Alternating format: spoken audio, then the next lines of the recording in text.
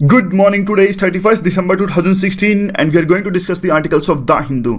सबसे पहले हम नजर डालते हैं कौन कौन से आर्टिकल्स आज हम इस वीडियो में डिस्कस करने जा रहे हैं।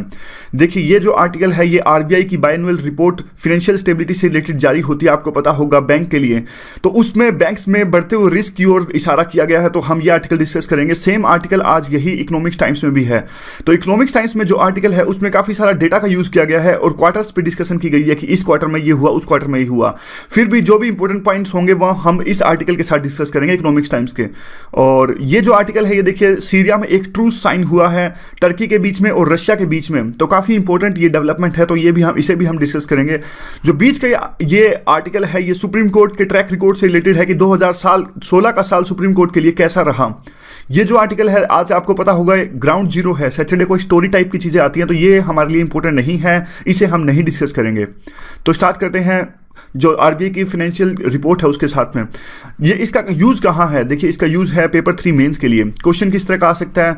क्वेश्चन देखिए, रिपोर्ट पे तो नहीं आ सकता, लेकिन कुछ भी इस तरह का क्वेश्चन आ सकता है होलिस्टिकली कि जो recent RBI report points towards the bad health of banks, what are the challenges banking sector is currently facing with and how to address. कौन कौन से ऐसे चैलेंजेस हैं जो बैंक्स अभी सफर कर रहे हैं जिनसे, और कैसे उनको एड्रेस किया जाए, इस तरह का क्वेश्चन आ सकता है। तो होलिस्टिकली हमें उस क्वेश्चन को आंसर देना है। फिलहाल आर्टिकल की तरफ चलते हैं। कंटेक्स्ट क्या है? देखिए, कंटेक्स्ट तो ये है कि आरबीआई हर एक साल में 2 रिपोर्ट्स फाइनेंशियल स्टेबिलिटी की जारी करता है। तो इस जो दूसरी रिपोर्ट में, एक रिपोर्ट वो पहले जारी कर चुका है और इस साल की दूसरी रिपोर्ट में उसने यह कहा है कि बैंकिंग सेक्टर में अभी भी रिस्क बरकरार हैं और काफ़ी सारे ऐसे रिस्क हैं जिससे बैंकिंग सेक्टर सफर कर रहा है। कौन कौन से रिस्क है? Why the RBI said this? देखिए, उनकी एसेट क्वालिटी में है वो डिटोरेशन हो रहा है। एसेट क्वालिटी जैसे देखिए, बैंक की एसेट क्वालिटी क्या होती है? बैंक की एसेट क्वालिटी तो वही होती है जैसे वो लोन देते हैं। अब बैंकों ने लोन दिया माल्या जैसे आदमियों को, माल्या जैसे आदमी जाकर बैठ गए विदेश के अंदर में, तो उनकी जो एसेट क्वालिटी है ना, तो देखिए ब्याज आना तो दूर, बैंक्स तो एक्सपेक्ट कर रहे थे कि माल्या जैसे आदमी हमें इंटरेस्ट देंगे, उन्होंने तो जो वो प्रिंसिपल अमाउंट दिया था वही वापस नहीं किया, तो इससे तो उनका और ज़्यादा जो एसेट क्वालिटी थी उनका नुकसान हो गया। लो प्रॉफिटेबिलिटी, देखिए बहुत ज़्यादा प्रॉफिटेबिलिटी अब रह नहीं गई है लोन वाले में। कंपटीशन सेक्टर बहुत ज़्यादा हो गया है, ना सिर्फ बैंक्स बल्कि जो अदर फाइनेंशियल इंस्टीट्यूशंस है वो भी काफ़ी सस्ते अमाउंट में लोन दे देते हैं, तो जो इनकी प्रॉफिटेबिलिटी है वो कम हो गई है।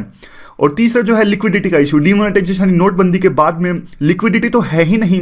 आप देखिए, लिक्विडिटी का मतलब क्या होता है? लिक्विडिटी होता है जैसे करेंसी जो होती है जिससे हम कोई चीज़ लेते हैं या खरीदते हैं, जिसको करेंसी कहते हैं। मीडियम यानी it's a kind of medium through which we can purchase और सेल द थिंग्स। तो देखिए, करेंसी तो डिमोनेटाइजेशन के बाद में है ही नहीं, मार्केट में सर्कुलेशन उनका है ही नहीं, तो वो क्या तो वो लोन देंगे, क्या लेंगे, जनता क्या जमा कराएगी। तो एक लेवल से इसी तरह ऐसे 3 इश्यूज इन्होंने जिन पर फोकस किया कि जो बैंकिंग सेक्टर है फिलहाल रिस्क से भरा हुआ है। अब ये कहते हैं, जनरल बात कहते हैं कि ये कहते हैं देखिए इसका नुकसान क्या है अगर बैंक में नुकसान है, क्योंकि देखिए बैंक्स जो होते हैं हमारे, जो पूरी की पूरी फाइनेंशियल इकोनॉमी होती है वो बैंक्स पे ही टिकी होती है। कैसे? यहां से देखते हैं। देखिए, आपके पास पैसे हैं, यहां पे देख लीजिए मरुनाल के पास पैसे हैं और रोमन सानी के पास पैसे हैं, तो ये क्या करेंगे? देखिए, इनको लगेगा कि हमारे पास में कुछ अमाउंट है, तो हम उस अमाउंट का करेंगे क्या? जाके बैंक में जमा करा देते हैं।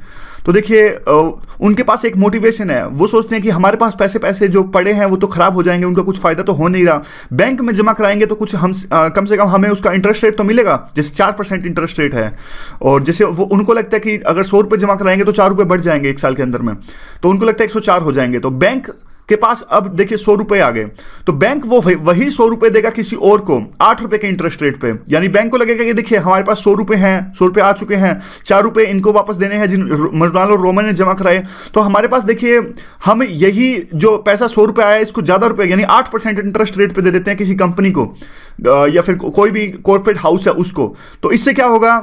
कॉर्पोरेट हाउस इनको देगा 100 के बदले 108 रुपए, 4 रुपए का इनका फायदा होगा और 4 रुपए इनको ये दे देंगे, 104 इनको दे देंगे, तो बीच में कमीशन खा गए 4 रुपए। अब देखिए पूरी की पूरी इकोनॉमी हमारी इसी चीज पे टिकी है। क्यों? क्योंकि देखिए अगर बैंक जब तक पैसे नहीं देंगे कॉर्पोरेट हाउसेस को, जो कंपनीज हैं उनको, तो हमारे देश में डेवलपमेंट कैसे आएगी? अब कोई भी देखिए और कोई चीज है, मान लीजिए कोई बंदा आप में से कोचिंग इंस्टीट्यूट स्टैब्लिश करना चाहता है राजेंद्र नगर मुखर्जी नगर के अंदर में, लेकिन आपको उसके लिए पैसा चाहिए, तो पैसे के लिए आप जाओगे बैंक पे। ये तो सिर्फ एक एग्जाम्पल है, और दूसरे तरह के स्टार्टअप्स हैं जैसे कि अमेजोन, फ्लिपकार्ट, सबको पैसा चाहिए बिजनेस स्टैब्लिश करने के लिए। पैसा आता कहां से है? कई सोर्स से आता है, लेकिन एक सोर्स बैंक्स भी हैं। लेकिन जब तक कि बैंक्स पैसा नहीं देगा, क्रेडिट ग्रोथ नहीं लगाएगा, तो हमारा सारा का सारा जो इंफ्रास्ट्रक्चर की डेवलपमेंट है वो रुक जाएगी। इसीलिए ये आर्टिकल में ऐसा लिख रहे हैं। ये करेंगे अगर देखिए बैंक की हालत खस्ता है तो पूरी की पूरी इकोनॉमी की हालत खस्ता है। ये बात बिल्कुल सही है। कौन से कंसर्न्स इन्वॉल्व हैं? देखिए पिछली जो रिपोर्ट आई थी 6 महीने पहले, उसमें भी आरबीआई ने तमाम तरह के रिस्क ये बताए थे, लेकिन कोई भी सुधार उनमें अभी नहीं हुआ है। और अभी तो बल्कि और ज्यादा कैपिटल रिक्वायरमेंट की जरूरत है इन रिस्क को एड्रेस करने के लिए। जैसे अब नॉन परफॉर्मिंग एसेट जैसे एनपीएस है वो बढ़ता ही जा रहा है। अगर इस इशू को एड्रेस करना है तो गवर्नमेंट की तरफ से या फिर कहीं और से फंड्स की जरूरत है, कैपिटल की जरूरत है, और कोई तो देगा नहीं, गवर्नमेंट ही देगी वैसे। दूसरी जो इनकी एसेट क्वालिटी है, जो हमने पहले डिस्कस किया, वो भी पिछली रिपोर्ट के बाद में और ज्यादा वर्सन हो गई है। यानी पहले जो पिछले 6 महीने पहले जो रिपोर्ट आई थी उसमें भी एसेट क्वालिटी की सिचुएशन खराब थी, अब तो और ज्यादा खराब हो गई है। अब रिसेंट में देखिए एक सर्वे हुआ था एक्सपर्ट्स और मार्केट पार्टिसिपेंट्स का, इनका सर्वे हुआ था। उन्होंने बताया कि इनके अलावा भी जो 2 इशू बहुत ज्यादा अभी सुर्खियों में, वो है credit growth and cyber risk. Cyber risk मतलब आपको पता होगा, देखिए 32 लाख डेबिट कार्ड्स का डेटा था वो चोरी हो गया था। अब हम डिजिटलाइजेशन की तरफ जा रहे हैं, लेकिन बैंक की सिक्योरिटी का जब तक हम प्रॉपर प्रावधान नहीं करेंगे तब तक ये पूरा का पूरा जो सेक्टर है वो साइबर रिस्क प्रोन रहेगा। दूसरा है क्रेडिट ग्रोथ का, मतलब जनता अगर जाएगी नहीं बैंक्स के पास में पैसा जमा कराने, तो कैसे बैंक्स देंगे कंपनियों को लोन? तो ये कहते हैं कि जनता आ नहीं रही है क्रेडिट ग्रोथ करने में, यानी बैंक्स के पास में पैसा आ नहीं रहा है कहीं ना कहीं से, ताकि वो लोन दे सकें कंपनीज को। क्रेडिट ग्रोथ में दिक्कत आ रही है। दूसरा ये इशू उठाते हैं इस आर्टिकल के अंदर में वीरेल आचार्य का। वीरेल आचार्य को डिप्टी गवर्नर घोषित किया गया है। तो देखिए पर्सन पे तो कभी क्वेश्चन आता नहीं है, लेकिन जो अंदर की बातें हैं वो हम इसमें देख लेते हैं।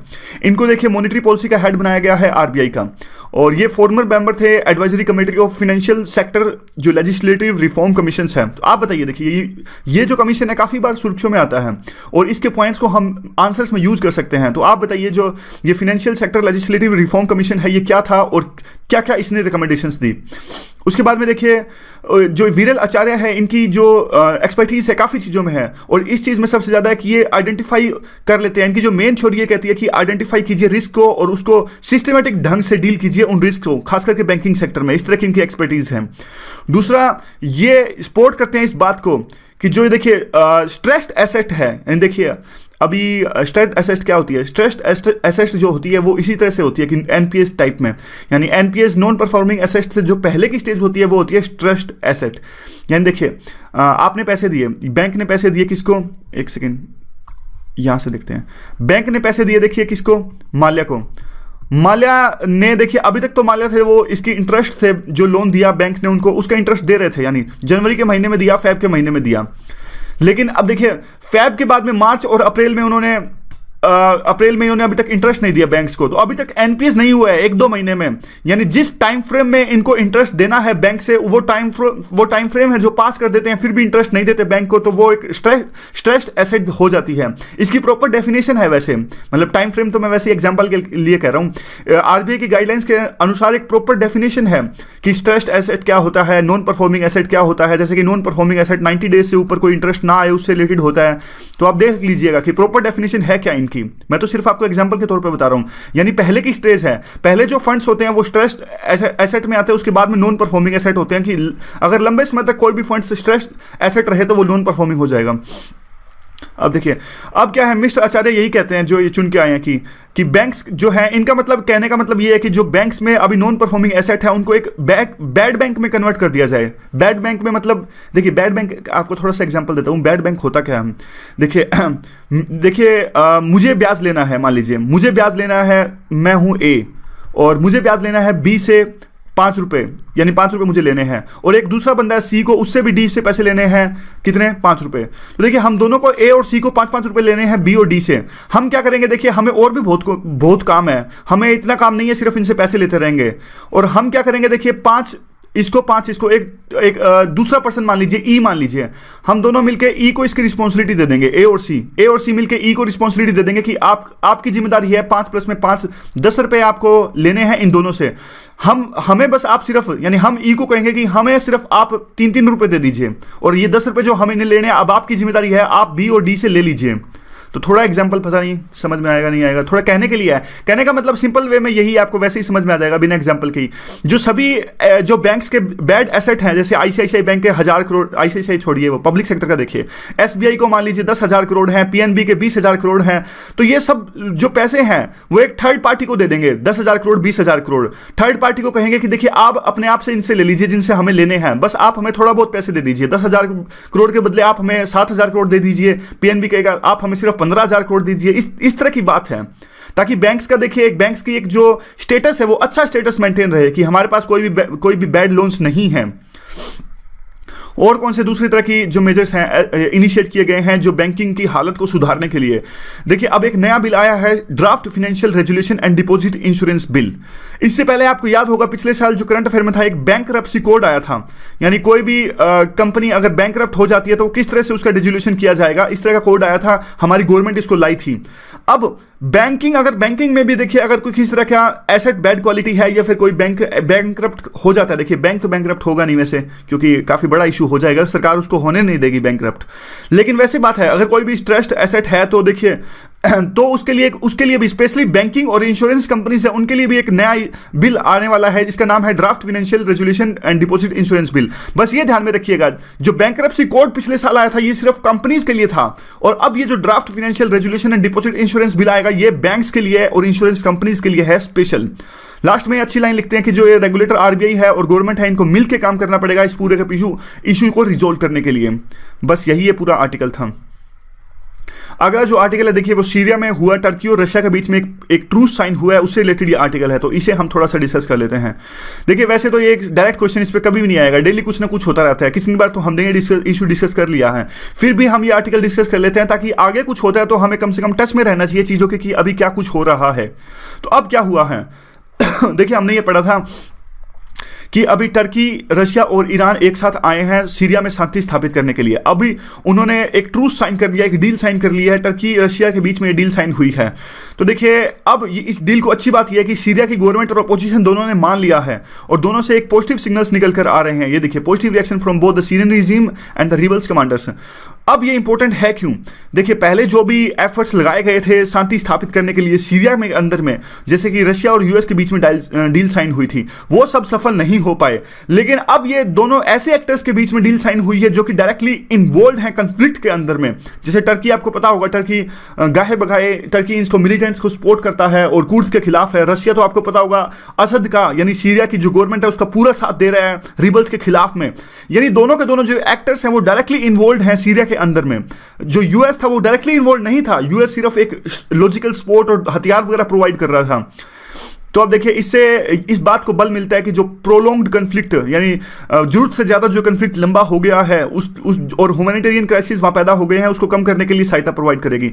अब देखिए असद की जो गवर्नमेंट है, पहले उन्होंने कहा था कि देखिए हम देखेंगे, पहले उन्होंने कहा था कि हम अलोपो को कैप्चर करने के बाद में और भी एरिया कैप्चर करने की कोशिश करेंगे, लेकिन मुश्किल ही है कि असद जो इस तरह की पॉलिसीज अपनाएंगे और इस तरह की संभावना ज़्यादा है कि अब वो इस डील को मानेंगे, क्योंकि देखिए उनकी जो फोर्सेस हैं, उनके जो सैनिक है वो भी एक तरह से एग्जॉस्ट हो गए हैं वार लड़ते लड़ते, और उनको भी एक तरह से अब वो हायर पोजीशन पे हैं। एलोपो को उन्होंने कैप्चर कर लिया तो वो अब एक हायर पोजीशन पे हैं, वो अब किस तरह की डील करते हैं तो उनको ज़्यादा फायदा होगा।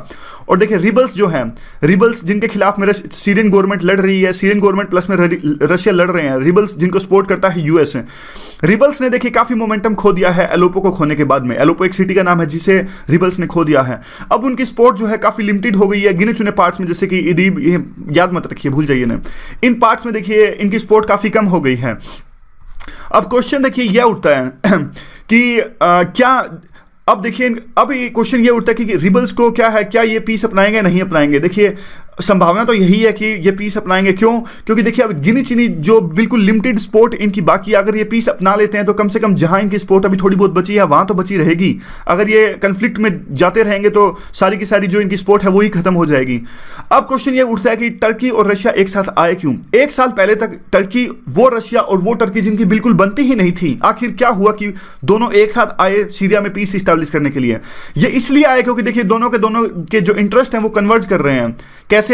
देखिए रशिया का इंटरेस्ट तो ऐसे कन्वर्ट कर रहे हैं कि क्योंकि उसने देखा है यूएस ने इराक के अंदर इंटरवीन किया, अफगानिस्तान के अंदर इंटरवीन किया, और रशिया को पता है एक बार जैसे यूएस ने इंटरवीन किया वहां पे इराक के अंदर और अफगानिस्तान के अंदर, वो फंस के रह गए, वहां बाहर नहीं निकल सके, काफी लॉस हुआ जानमाल का उनको वहां पे यूएस को। तो रशिया भी यही चाहता है कि हम सीरिया के अंदर कहीं फंस ना जाएं, इसलिए डील साइन करना बहुत जरूरी है। अगर कंफ्लिक्ट चलता रहा तो हम सीरिया के अंदर में फंस जाएंगे। और दूसरा ये कहते हैं, देखिए इस नेगोशिएटेड डील से रशिया को फायदा ये होगा कि अब जो ये डील साइन हुई है वो रशिया के टर्म्स पे हुई है, यानी रशिया का कहीं ना कहीं इसमें स्टेक्स है। और रशिया का देखिए जो कद एक तरह से बहुत गिर गया था, G8 से इनको सस्पेंड कर दिया गया था, यूएस और वेस्टर्न कंट्रीज ने काफी सैंक्शंस लगाए थे इनके ऊपर में। अब इस नेगोशिएटेड डील से रशिया ने दिखा दिया कहीं वो भी एक स्टेक होल्डर है, वो भी एक पावर ब्रोकर है सीरिया के अंदर में। टर्की का देख लेते हैं, क्यों टर्की ने सपोर्ट किया। देखिए सीरियन जो फोर्सेस हैं वो जीत रही हैं, और इससे क्या होता है, सीरिया के अंदर में आईएसआईएस भी कमजोर हो रहा है और रिबल्स हैं वो भी कमजोर हो रहे हैं, सीरियंस मजबूत हो रहे हैं। इवन जो कुर्द, यहां पे ध्यान दीजिएगा आप, कुर्द मैं बार बार आपको बताता हूं, कुर्द एक ऐसी एथनिक ग्रुप्स हैं जो अलग से देश की मांग करते हैं, स्कैटर्ड हैं, टर्की के अंदर है, ईरान के अंदर है, इराक के अंदर है, सीरिया के अंदर में भी है। अब देखिए असद रजीम यानी सीरियन गवर्नमेंट मजबूत हो रही है, तो कुर्द भी वहां पे सीरिया के अंदर मजबूत हो रहे हैं। तो अब कुर्द मजबूत होंगे तो देखिए एक तरह से यही कुर्द टर्की में जाके एक अलग देश की मांग करेंगे जो कि टर्की के लिए खतरा है। तो जो कुर्द की बढ़ती हुई मजबूती है वो रोकना चाहते हैं, स्टेबिलिटी लाकर सीरिया के अंदर, ये तुर्की है, इसलिए तुर्की ने कुर्द की बढ़ती हुई पावर को रोकने के लिए पीस डील की तरफ ये गए। इसी चीज से एक्सप्लेन करता है कि दोनों के दोनों दोस्त क्यों सामने आए। अब इसका वे फॉरवर्ड क्या है, देखिए वे फॉरवर्ड तो ये है, ये अच्छी बात है ये दोनों देश एक साथ आए हैं, क्या इससे शांति स्थापित होगी? देखिए ऐसा तो कहा नहीं जा सकता। क्यों? क्योंकि ये जो टर्की का सिर्फ जो इन्फ्लुएंस है वो सिर्फ कुछ ही रिबल ग्रुप्स पर है, और जैसे सऊदी अरेबिया जैसे कंट्री भी काफी रिबल्स को वहां पे पैसा देते हैं, हथियार देते हैं, तो वो तो इस डील को नहीं मानेंगे, ऐसा तो कोई जरूरी नहीं। दूसरे देखिए आप जिहादिस्ट हैं, जो जिहादिस्ट है वो भी यहाँ पे वार लड़ रहे हैं, जैसे कि फतेह अल साम, अब ये भी नहीं मानेंगे। ऐसा भी कहा जा रहा है कि ये भी कह पाना मुश्किल है क्या इस पीस डील को ये मानेंगे या नहीं मानेंगे। और ऊपर से देखिए कल को अगर किसी तरह की एक फाइनल डील साइन की जाती है तो कुर्दिस्तान का उसमें कुर्दिश क्वेश्चन कैसे एड्रेस किया जाएगा, क्योंकि कुर्द देखिए अभी कुर्द वहां पे एक इंपॉर्टेंट स्टेक होल्डर्स हैं, जो आईएसआईएस के खिलाफ में लड़ाई चल रही है, कुर्द ने उस लड़ाई को मजबूती से लड़ा है, तो कुर्द भी एक इंपॉर्टेंट स्टेक होल्डर्स है, और कुर्दिस्तान को जो मांग है उसको सपोर्ट किया है यूएस ने भी। तो अब इस बात पर डिपेंड करता है कि कुर्द के क्वेश्चन को कैसे एड्रेस किया जाता है। फिर भी देखिए अगर ये जो सीज फायर अभी हुआ है पिछले अगले 1 महीने तक रहता है, अस्ताना समिट अगले महीने एक समिट होने वाला है, तो उस लिमिट तक रहता है, तो कम से कम एक नई शुरुआत होगी सीरिया में शांति स्थापित करने के लिए। अगला जो क्वेश्चन डिस्कस कर लेते हैं, ये पूरा का पूरा आर्टिकल 2016 सुप्रीम कोर्ट की जजमेंट्स कैसी रही और सुप्रीम कोर्ट के ट्रैक रिकॉर्ड को खंगालता है ये पूरा का पूरा आर्टिकल। पेपर 2 मेंस के लिए इंपॉर्टेंट है क्वेश्चन इस तरह का, देखिए कुछ आए तो आ सकता है, नहीं तो आप जजमेंट्स को यूज कर सकते हो अपने आंसर्स में। Recent working of supreme court manifest decline in the moral authority of supreme court, इस तरह क्वेश्चन कुछ आ जाएगा, कमेंट कीजिए तो देखते हैं हम पूरा आर्टिकल है क्या। कई तरह के देखिए इसमें इश्यूज डिस्कस करे गए हैं, तो हम इशू वाइज इस आर्टिकल डिस्कस करेंगे। पहला जो इशू है वो अपॉइंटमेंट को रिलेटेड है। 2016 में देखिए पूरा का पूरा साल जुडिशरी लड़ती रही एग्जीक्यूटिव से अपॉइंटमेंट को लेकर। टी.एस. ठाकुर जो सीजीआई थे सुप्रीम कोर्ट के, वो भावुक भी हो गए, उन्होंने बार बार गवर्नमेंट को कहा कि आप अपॉइंट कर दीजिए जजेस, काफी वैकेंसीज है हाईकोर्ट में, आप इन्हें अपॉइंट कर दीजिए, पूरा का पूरा जस्टिस है वो रुका हुआ है, justice delayed is justice denied.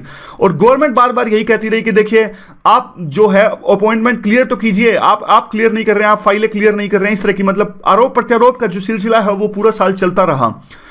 अब देखिए इससे पूरी, अब इस बात में तो कोई दो राय नहीं है, देखिए कि अपॉइंटमेंट जल्द से जल्द होनी चाहिए, और सेपरेशन ऑफ पावर्स भी होना चाहिए, यानी पूरी की पूरी जो गवर्नमेंट जो अपॉइंटमेंट है अब जुडिशरी के कोलिजियम सिस्टम से होती है, वो एक सेपरेशन ऑफ पावर होना चाहिए। हुआ क्या था, इसके खिलाफ में 2015 में आपको याद होगा NJAC गठित की थी गवर्नमेंट ने, जिसमें 6 मेंबर्स थे और उसमें लॉ मिनिस्टर की भी भागीदारी थी, उसमें कुछ ऐसे मेंबर्स भी थे जो एग्जीक्यूटिव द्वारा अपॉइंट किए जाते थे, एग्जीक्यूटिव प्लस में सुप्रीम कोर्ट के 3 जो मेंबर कमेटी थी। बस अब ये कमेटी इनवैलिडेट हो गई, तो आप इसको याद मत रखिए, इसका यूज नहीं होगा, बस एक नाम याद रखिए कि सरकार ने NJAC गठित किया था और सुप्रीम कोर्ट ने इसको इसलिए इनवैलिडेट कर दिया क्योंकि सुप्रीम कोर्ट ने कहा था कि ये सेपरेशन ऑफ पावर्स के खिलाफ है, जजेस को अपॉइंट करना सिर्फ हमारी जिम्मेदारी है, एग्जीक्यूटिव यानी गवर्नमेंट जजेस को अपॉइंट करने में इंटरफेयर नहीं कर सकती, क्योंकि जुडिशरी बहुत सारी ऐसी जजमेंट्स देती है वो सरकार के खिलाफ देती है। अगर कल को सरकार ही जजेस को अपॉइंट करने लगी तो जजेस डरते हुए सरकार के खिलाफ नहीं जाएंगे, तो इस तरह की बात इन्होंने कही थी उस टाइम पर,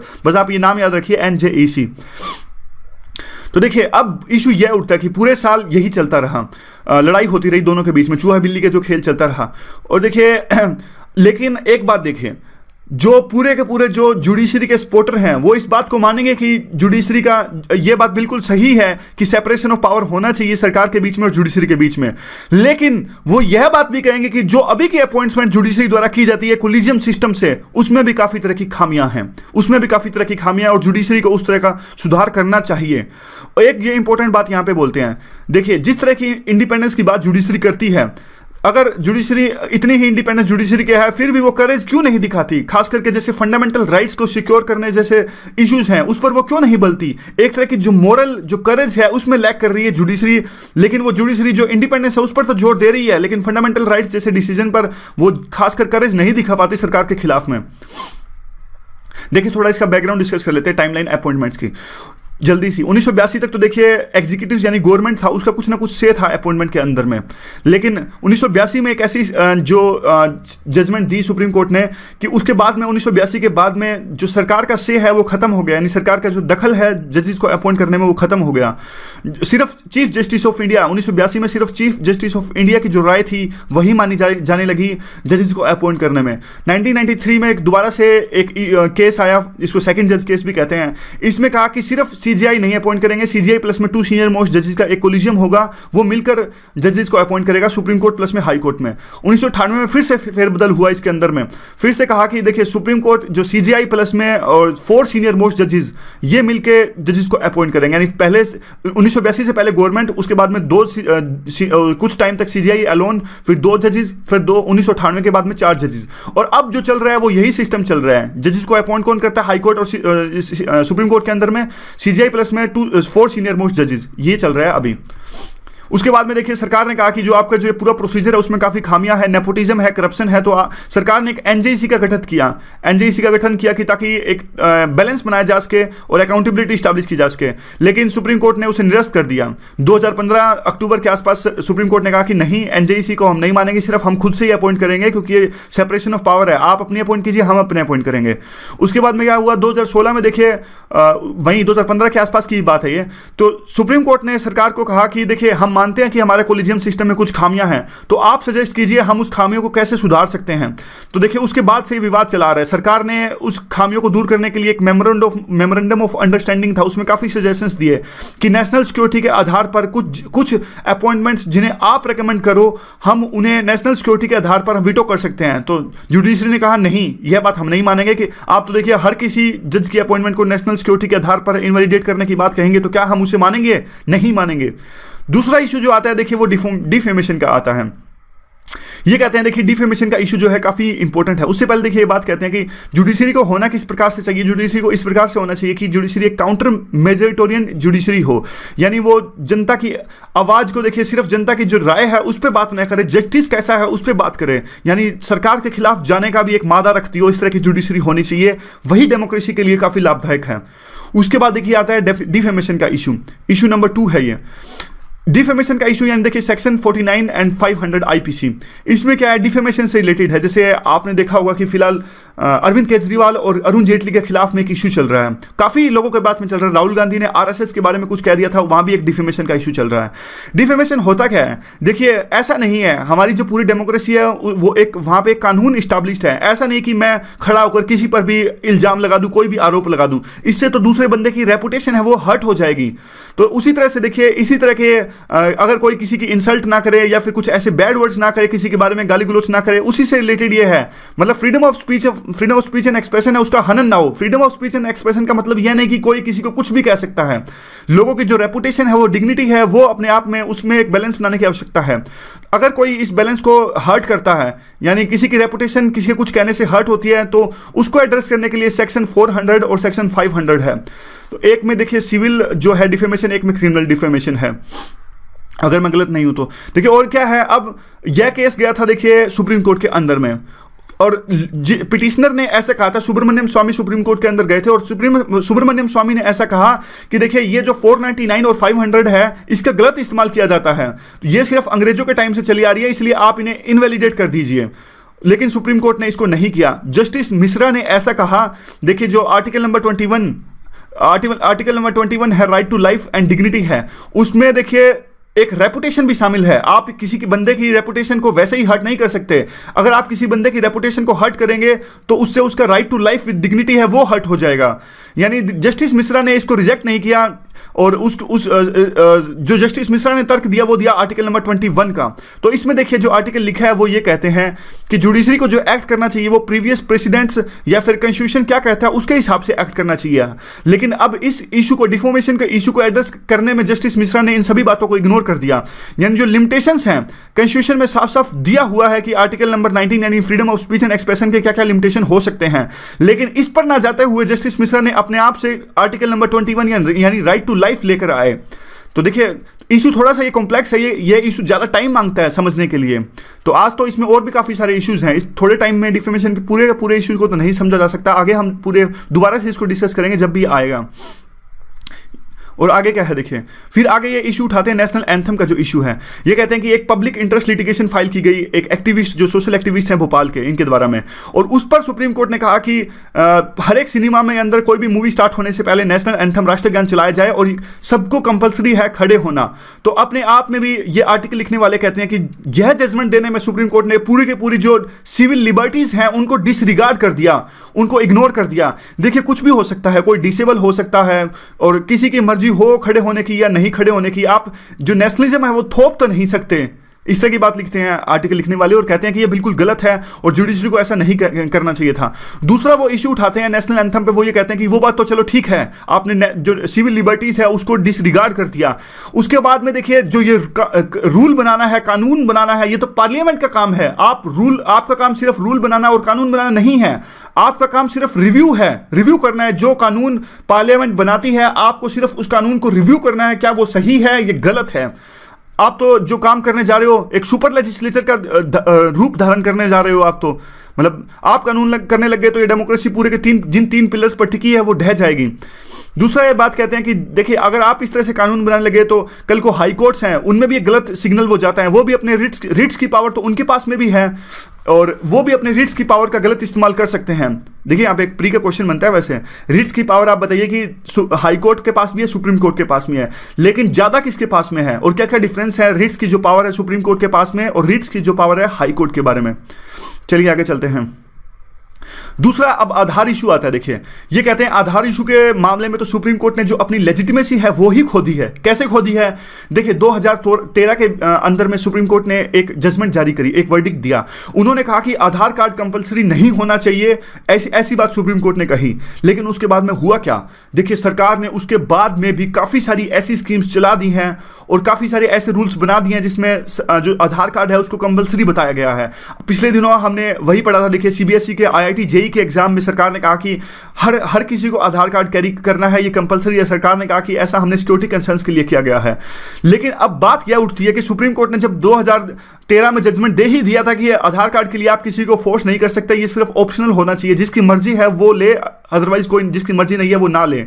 तो इस तरह से बात यह उठती है कि सरकार जो सुप्रीम कोर्ट की जो ऑर्डर की धज्जियां सरेआम उड़ाई जा रही हैं, फिर भी सुप्रीम कोर्ट इस पर कुछ नहीं बोलता।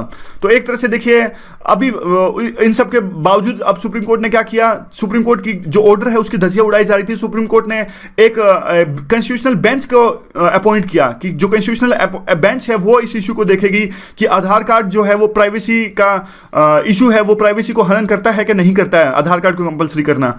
तो अब देखिए इसमें एक जो दूसरा इशू उठता है वो ये उठता है, यहाँ पे एक टर्म का यूज लेते हैं, वो वैसे आएगा तो नहीं लेकिन फिर भी देख लेंगे। कौन सा है वो? आगे है, यहाँ पे है। हाँ, वे फॉरवर्ड में एक टर्म है वो इसी के साथ डिस्कस कर लेते हैं। Be rendered fait accompli. Fait accompli term होती क्या है? वैसे देखिए ज़्यादा यूज है नहीं। फेट एकम्पली का मतलब ये होता है कि कल को देखिए जब तक अभी 5 जो कॉन्स्टिट्यूशनल बेंच सुप्रीम कोर्ट ने गठित करी है कि जो आधार कार्ड से रिलेटेड प्राइवेसी का जो इशू है उसको एड्रेस करने के लिए, उसको डिसाइड करने के लिए, जब तक अभी तक उसकी एक भी सुनवाई नहीं हुई है। तो अब देखिए जब तक कि वो ये इशू डिसाइड करेंगे आधार कार्ड वाले, तब तक तो आधार कार्ड सभी ने वैसे ही बनवा लिया होगा, तब तो उसका इशू को डिसाइड करने का कोई औचित्य रह ही नहीं जाएगा। तो यही मतलब होता है, इस तरह का मतलब आपको एग्जांपल से मैंने बताया कि रेंडर्ड फेट एकम्पली ज़्यादा इंपॉर्टेंट नहीं है, फिर भी देखिए कहीं यूज कर सको तो कर लेना। अब कहते हैं देखिए ये तो हमने इशू डिस्कस कर लिया था। उसके बाद में देखिए आता है डिमोनेटाइजेशन का इशू। सरकार ने नोटबंदी करी, काफी सारी पिटीशंस गई सुप्रीम कोर्ट के पास में।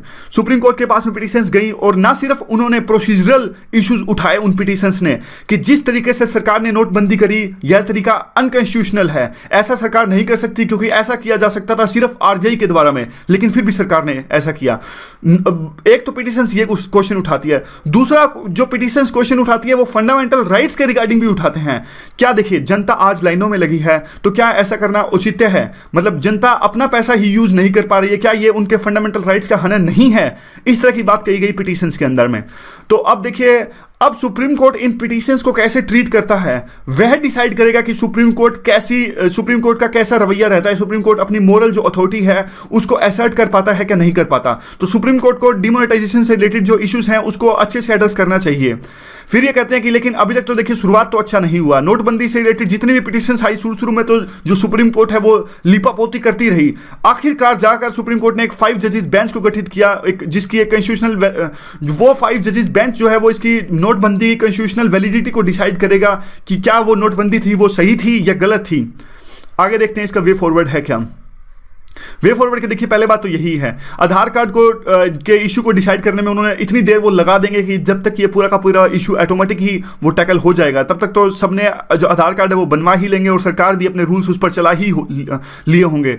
लेकिन अब कहते हैं कि देखिए जो सुप्रीम कोर्ट को काम कैसा करना चाहिए। सुप्रीम कोर्ट को देखिए पब्लिक प्रेशर में आते हुए काम नहीं करना चाहिए। अगर पब्लिक प्रेशर में आते हुए सुप्रीम कोर्ट काम करती है तो देखिए वो एक तरह का मोरल करेज लैक कर रही है सुप्रीम कोर्ट। सुप्रीम कोर्ट को सिर्फ और सिर्फ देखना चाहिए न्याय, जस्टिस, सिर्फ इन्हीं बातों को सुप्रीम कोर्ट को देखना चाहिए। और जो एक देखिए इंडिपेंडेंट जुडिशरी होगी तो वो सभी चीज़ों को समझती है, इन सभी चीज़ों को, और वो देखिए मेंबर्स को अपॉइंट नहीं करेगी, वो सिर्फ यह देखेगी कि देखिए उनका काम सिर्फ अपने मेंबर्स को अपॉइंट करना नहीं है। यानी जजेस ने देखिए अपने आप के मेंबर्स को, जुडिशरी ने जजेस को अपॉइंट किया, सिर्फ इससे इंडिपेंडेंस नहीं आएगी। जजेस की देखिए जो जुडिशरी की है वो लेजिटिमेसी तब बढ़ेगी तब ये अच्छे से काम करेंगे और जो सोशल परसेप्शन है सोसाइटी के अंदर में उसके बहकावे में ना आते हुए वही बात दोबारा से है कि कॉन्स्टिट्यूशनल ट्रेडिशंस को बरकरार रहेंगे और जस्टिस है उसको असर्ट करेंगे। सो आज की डिस्कशन में बस इतना ही, अगले साल मिलते हैं। Thank you very much for discussion. जो है इनका मतलब कहने का मतलब ये है कि जो बैंक्स में अभी नॉन परफॉर्मिंग एसेट है उनको एक बैड बैंक में कन्वर्ट कर दिया जाए। बैड बैंक में मतलब देखिए बैड बैंक, आपको थोड़ा सा एग्जांपल देता हूँ। बैड बैंक होता क्या है, देखिए मुझे ब्याज लेना है, मान लीजिए मुझे ब्याज लेना है, मैं हूँ ए और मुझे ब्याज लेना है बी से 5 रुपये, यानी 5 रुपये मुझे लेने हैं, और एक दूसरा बंदा है सी को, उससे भी डी से पैसे लेने हैं, कितने, 5 रुपये। तो देखिए हम दोनों को ए और सी को 5-5 रुपये लेने हैं बी और डी से। हम क्या करेंगे, देखिए हमें और भी बहुत काम है, हमें इतना काम नहीं है सिर्फ इनसे पैसे लेते रहेंगे। और हम क्या करेंगे, देखिए 5 इसको एक दूसरा पर्सन मान लीजिए ई मान लीजिए, हम दोनों मिलकर ई को इसकी रिस्पॉन्सिबिलिटी दे देंगे, ए और सी मिलकर ई को रिस्पॉन्सिबिलिटी दे देंगे कि आपकी जिम्मेदारी है 5 + में 5 10 रुपये आपको लेने हैं इन दोनों से। हमें बस आप सिर्फ, यानी हम ई को कहेंगे कि हमें सिर्फ आप 3-3 रुपये दे दीजिए और ये 10 रुपये जो हमें लेने हैं अब आपकी जिम्मेदारी है, आप बी और डी से ले लीजिए। तो थोड़ा एग्जाम्पल पता नहीं समझ में आएगा नहीं आएगा, थोड़ा कहने के लिए है, कहने का मतलब सिंपल वे में यही, आपको वैसे ही समझ में आ जाएगा बिना एग्जाम्पल के ही। जो सभी जो बैंक्स के बैड एसेट हैं, जैसे आईसीआईसीआई बैंक के 1000 करोड़, आईसीआईसीआई छोड़िए वो पब्लिक सेक्टर का देखिए, एसबीआई को मान लीजिए 10,000 करोड़ हैं, पीएनबी के 20,000 करोड़ हैं, तो ये सब जो पैसे हैं वो एक थर्ड पार्टी को दे देंगे, 10,000 करोड़ 20,000 करोड़। थर्ड पार्टी को कहेंगे कि देखिए आप अपने आप से इनसे ले लीजिए जिनसे हमें लेने हैं, बस आप हमें थोड़ा बहुत पैसे दे दीजिए, 10,000 करोड़ के बदले आप हमें 7,000 करोड़ दे दीजिए। पीएनबी कहेगा आप हमें सिर्फ 15,000 करोड़ दीजिए। इस तरह की बात है, ताकि बैंक्स का देखिए एक बैंक्स की एक जो स्टेटस है वो अच्छा स्टेटस मेंटेन रहे कि हमारे पास कोई भी बैड लोन्स नहीं है। और कौन से दूसरी तरह की जो मेजर्स हैं इनिशिएट किए गए हैं जो बैंकिंग की हालत को सुधारने के लिए। देखिए अब एक नया बिल आया है, draft financial resolution and deposit insurance bill. इससे पहले आपको याद होगा पिछले साल जो करंट अफेयर में था, एक बैंकरप्सी कोड आया था, यानी कोई भी कंपनी अगर बैंकरप्ट हो जाती है तो किस तरह से उसका डिसोल्यूशन किया जाएगा, इस तरह का कोड आया था, हमारी गवर्नमेंट इसको लाई थी। अब बैंकिंग में भी देखिए अगर कोई किस तरह का एसेट बैड क्वालिटी है या फिर कोई बैंकरप्ट हो जाता है, देखिए बैंक तो बैंकरप्ट होगा नहीं वैसे क्योंकि काफी बड़ा इशू, 104 इनको दे देंगे तो बीच में कमीशन खा गए 4 रुपए। अब देखिए पूरी की पूरी इकोनॉमी हमारी इसी चीज पे टिकी है। क्यों? क्योंकि देखिए अगर बैंक जब तक पैसे नहीं देंगे कॉर्पोरेट हाउसेस को, जो कंपनीज हैं उनको, तो हमारे देश में डेवलपमेंट कैसे आएगी। अब कोई भी देखिए और कोई चीज है, मान लीजिए कोई बंदा आप में से कोचिंग इंस्टीट्यूट स्टैब्लिश करना चाहता है राजेंद्र नगर मुखर्जी नगर के अंदर में, लेकिन आपको उसके लिए पैसा चाहिए, तो तो पैसे के लिए आप जाओगे बैंक पे। ये तो सिर्फ एक एग्जांपल है, और दूसरे तरह के स्टार्टअप्स हैं जैसे कि अमेजोन, फ्लिपकार्ट, सबको पैसा चाहिए बिजनेस स्टैब्लिश करने के लिए। पैसा आता कहां से है? कई सोर्स से आता है, लेकिन एक सोर्स बैंक्स भी हैं। लेकिन जब तक कि बैंक्स पैसा नहीं देगा, क्रेडिट ग्रोथ नहीं लगाएगा, तो हमारा सारा का सारा जो इंफ्रास्ट्रक्चर की डेवलपमेंट है वो रुक जाएगी। इसीलिए ये आर्टिकल में ऐसा लिख रहे हैं। ये कह रहे हैं कि अगर देखिए बैंक की हालत खस्ता है तो पूरी की पूरी इकोनॉमी की हालत खस्ता है। ये बात बिल्कुल सही है। कौन से कंसर्न्स इन्वॉल्व हैं? देखिए पिछली जो रिपोर्ट आई थी 6 महीने पहले, उसमें भी आरबीआई ने तमाम तरह के रिस्क ये बताए थे, लेकिन कोई भी सुधार उनमें अभी नहीं हुआ है। और अभी तो बल्कि और ज्यादा कैपिटल रिक्वायरमेंट की जरूरत है इन रिस्क को एड्रेस करने के लिए। जैसे अब नॉन परफॉर्मिंग एसेट जैसे एनपीएस है वो बढ़ता ही जा रहा है। अगर इस इशू को एड्रेस करना है तो गवर्नमेंट की तरफ से या फिर कहीं और से फंड्स की जरूरत है, कैपिटल की जरूरत है, और कोई तो देगा नहीं, गवर्नमेंट ही देगी वैसे। दूसरी जो इनकी एसेट क्वालिटी है जो हमने पहले डिस्कस किया, वो भी पिछली रिपोर्ट के बाद में और ज्यादा वर्सन हो गई है। यानी पिछले 6 महीने पहले जो रिपोर्ट आई थी उसमें भी एसेट क्वालिटी की सिचुएशन खराब थी, अब तो और ज्यादा खराब हो गई है। अब रिसेंट में देखिए एक सर्वे हुआ था एक्सपर्ट्स और मार्केट पार्टिसिपेंट्स का, इनका सर्वे हुआ था। उन्होंने बताया कि इनके अलावा भी जो 2 इशू बहुत ज्यादा अभी सुर्खियों में, वो है credit growth and cyber risk. Cyber risk मतलब आपको पता होगा, देखिए 32 लाख डेबिट कार्ड्स का डेटा था वो चोरी हो गया था। अब हम डिजिटलाइजेशन की तरफ जा रहे हैं, लेकिन बैंक की सिक्योरिटी का जब तक हम प्रॉपर प्रावधान नहीं करेंगे तब तक ये पूरा का पूरा जो सेक्टर है वो साइबर रिस्क प्रोन रहेगा। दूसरा है क्रेडिट ग्रोथ का, मतलब जनता अगर जाएगी नहीं बैंक्स के पास में पैसा जमा कराने, तो कैसे बैंक्स देंगे कंपनियों को लोन? तो ये कहते हैं कि जनता आ नहीं रही है क्रेडिट ग्रोथ करने में, यानी बैंक्स के पास में पैसा आ नहीं रहा कहीं ना कहीं से, ताकि वो लोन दे सकें कंपनीज को। क्रेडिट ग्रोथ में दिक्कत आ रही है। दूसरा ये इशू उठाते हैं इस आर्टिकल के अंदर। Good morning, today is 31st December 2016 and we are going to discuss the articles of The Hindu. सबसे पहले हम नजर डालते हैं कौन कौन से आर्टिकल्स आज हम इस वीडियो में डिस्कस करने जा रहे हैं। देखिए ये जो आर्टिकल है ये आरबीआई की बायनुअल रिपोर्ट फाइनेंशियल स्टेबिलिटी से रिलेटेड जारी होती है, आपको पता होगा, बैंक के लिए। तो उसमें बैंक्स में बढ़ते हुए रिस्क की ओर इशारा किया गया है, तो हम ये आर्टिकल डिस्कस करेंगे। सेम आर्टिकल आज यही इकोनॉमिक्स टाइम्स में भी है। तो इकोनॉमिक्स टाइम्स में जो आर्टिकल है उसमें काफी सारा डेटा का यूज किया गया है और क्वार्टर्स पे डिस्कशन की गई है कि इस क्वार्टर में ये हुआ, उस क्वार्टर में ये हुआ। फिर भी जो भी इंपॉर्टेंट पॉइंट्स होंगे वह हम इस आर्टिकल के साथ डिस्कस करेंगे इकोनॉमिक्स टाइम्स के। और ये जो आर्टिकल है ये देखिए सीरिया में एक ट्रूस साइन हुआ है टर्की के बीच में और रशिया के बीच में, तो काफी इंपॉर्टेंट ये डेवलपमेंट है, तो ये भी इसे भी हम डिस्कस करेंगे। जो बीच का ये आर्टिकल है ये सुप्रीम कोर्ट के ट्रैक रिकॉर्ड से रिलेटेड है कि 2016 का साल सुप्रीम कोर्ट के लिए कैसा रहा। ये जो आर्टिकल है आज आपको पता होगा ग्राउंड जीरो है, सैटरडे को स्टोरी टाइप की चीजें आती हैं, तो ये हमारे लिए इंपॉर्टेंट नहीं है, इसे हम नहीं डिस्कस करेंगे। तो स्टार्ट करते हैं जो आरबीआई की फाइनेंशियल रिपोर्ट है उसके साथ में। ये इसका यूज कहाँ है? देखिए इसका यूज है पेपर 3 मेंस के लिए। क्वेश्चन किस तरह का आ सकता है? क्वेश्चन देखिए रिपोर्ट पे तो नहीं आ सकता, लेकिन कुछ भी इस तरह का क्वेश्चन आ सकता है होलिस्टिकली कि जो recent RBI report points towards the bad health of banks, what are the challenges banking sector is currently facing with and how to address. कौन कौन से ऐसे चैलेंजेस हैं जो बैंक्स अभी सफर कर रहे हैं जिनसे, और कैसे उनको एड्रेस किया जाए, इस तरह का क्वेश्चन आ सकता है। तो होलिस्टिकली हमें उस क्वेश्चन को आंसर देना है। फिलहाल आर्टिकल की तरफ चलते हैं। कंटेक्स्ट क्या है? देखिए कंटेक्स्ट तो ये है कि आरबीआई हर एक साल में 2 रिपोर्ट्स फाइनेंशियल स्टेबिलिटी की जारी करता है। तो इस जो दूसरी रिपोर्ट में, एक रिपोर्ट वो पहले जारी कर चुका है, और इस साल की दूसरी रिपोर्ट में उसने यह कहा है कि बैंकिंग सेक्टर में अभी भी रिस्क बरकरार हैं और काफी सारे ऐसे रिस्क हैं जिससे बैंकिंग सेक्टर सफर कर रहा है। कौन कौन से रिस्क है? Why the RBI said this?